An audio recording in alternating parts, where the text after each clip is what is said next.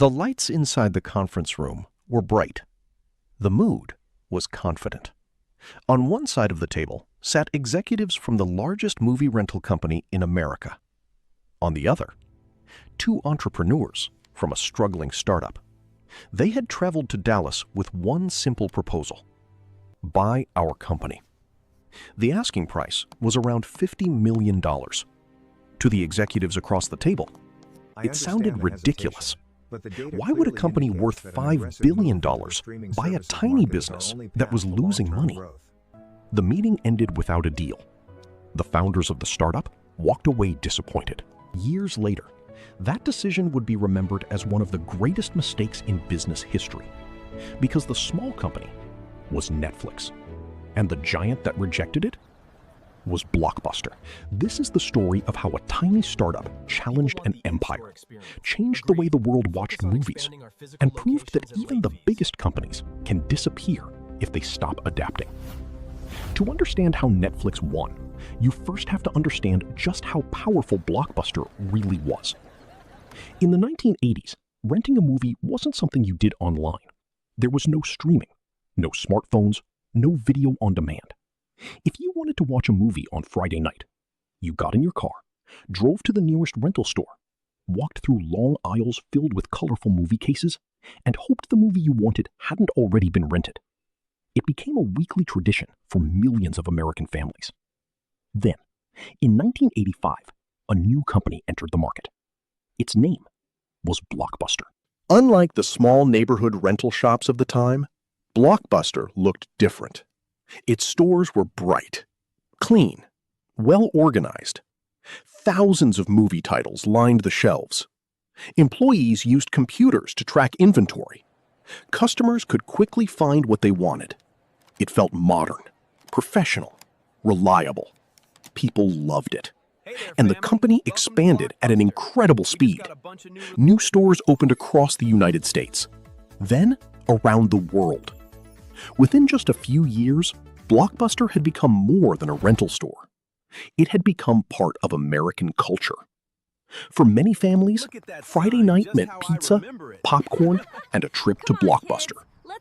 Children rushed toward the animation section. Teenagers searched for the newest action movies. Parents debated which comedy to rent. The familiar blue and yellow sign became impossible to miss. By the late 1990s, Blockbuster operated more than 9,000 stores across dozens of countries.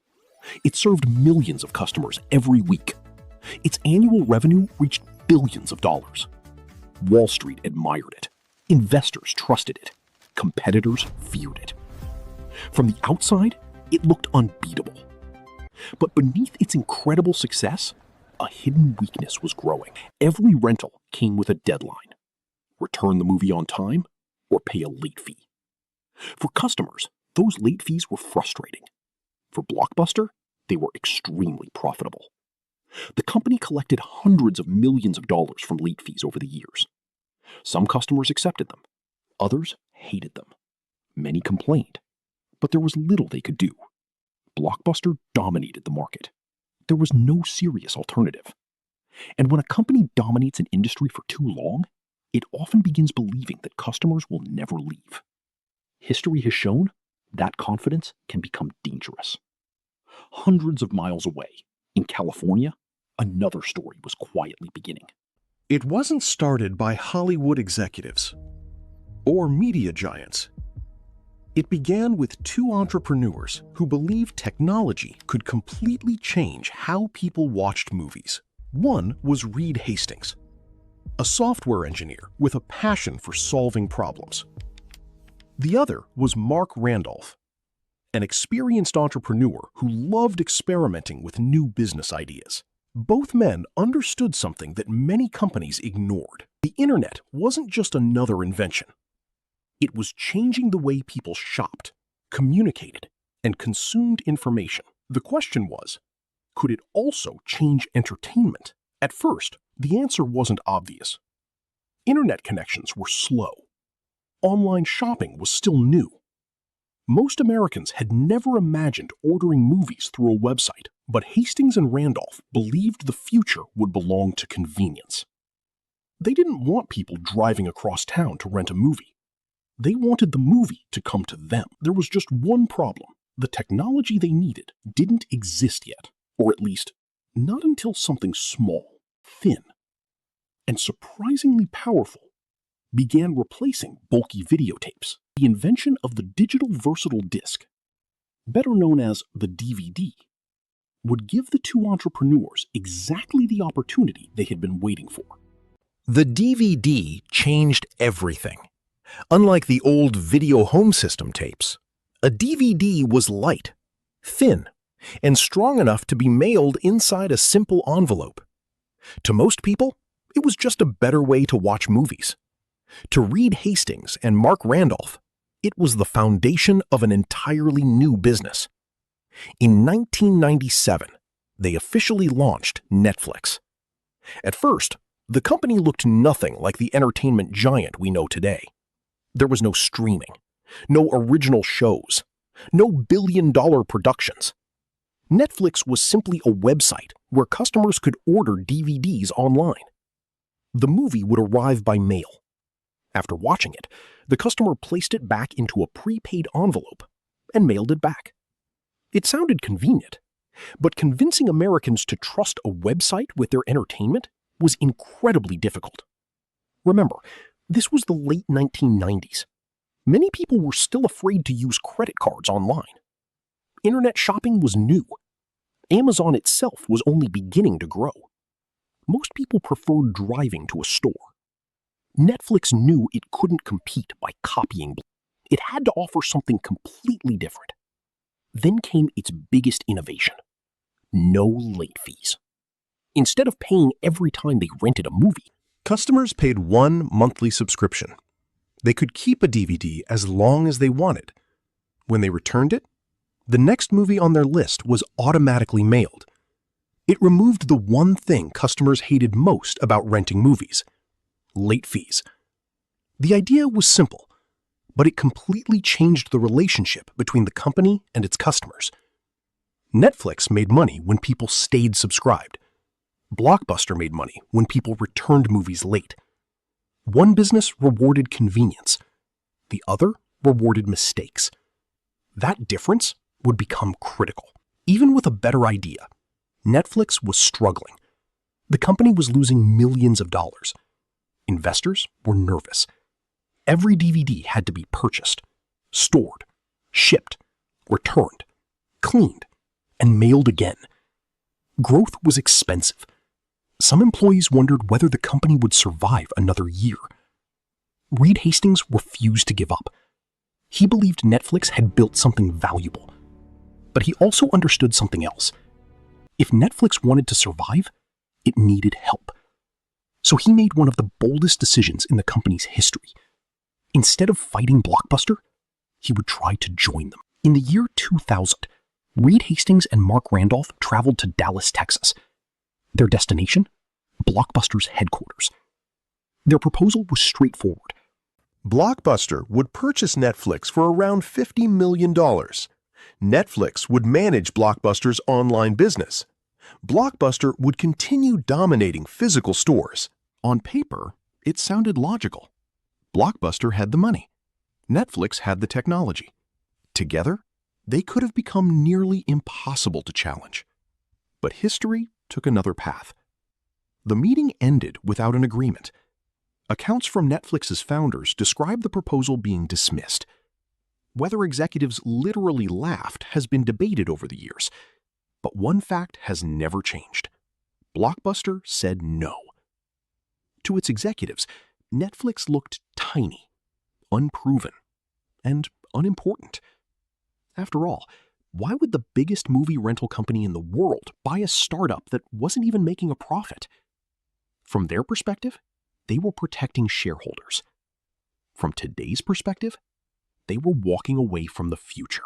Netflix returned home, still independent, still losing money, but more determined than ever. Meanwhile, Blockbuster continued expanding. Its stores remained packed. Weekend parking lots were full. Families still walked through the familiar blue and yellow doors. The company believed customers loved the experience. Browsing the shelves, talking to employees, picking up snacks on the way to the checkout counter. It felt like an event, not just a transaction. Executives saw no reason to abandon a business that generated billions of dollars every year. But while Blockbuster focused on protecting what it had, Netflix focused on building what came next. Its engineers improved the website. Its recommendation system became smarter. Instead of simply showing popular movies, Netflix began suggesting films based on each customer's viewing history. The more people watched, the better the recommendations became. It felt surprisingly personal. Customers noticed.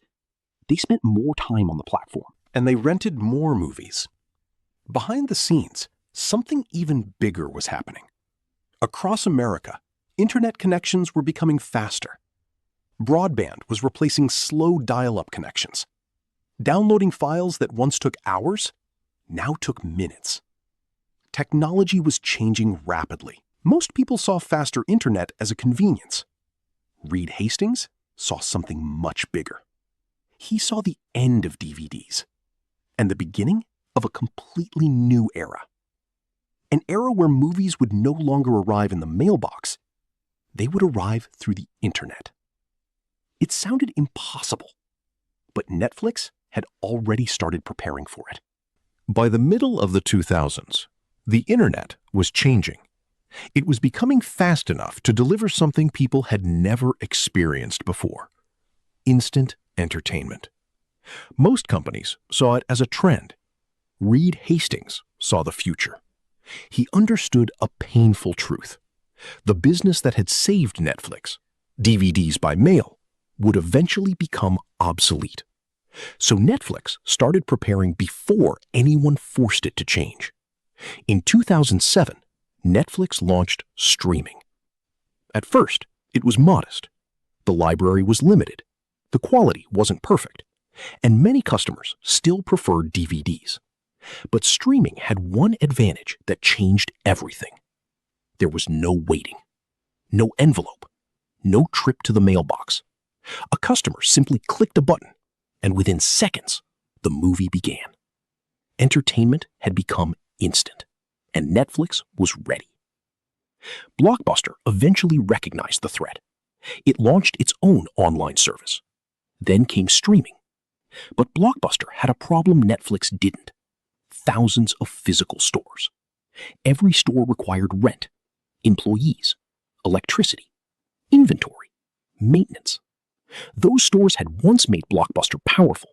Now, they were holding it back.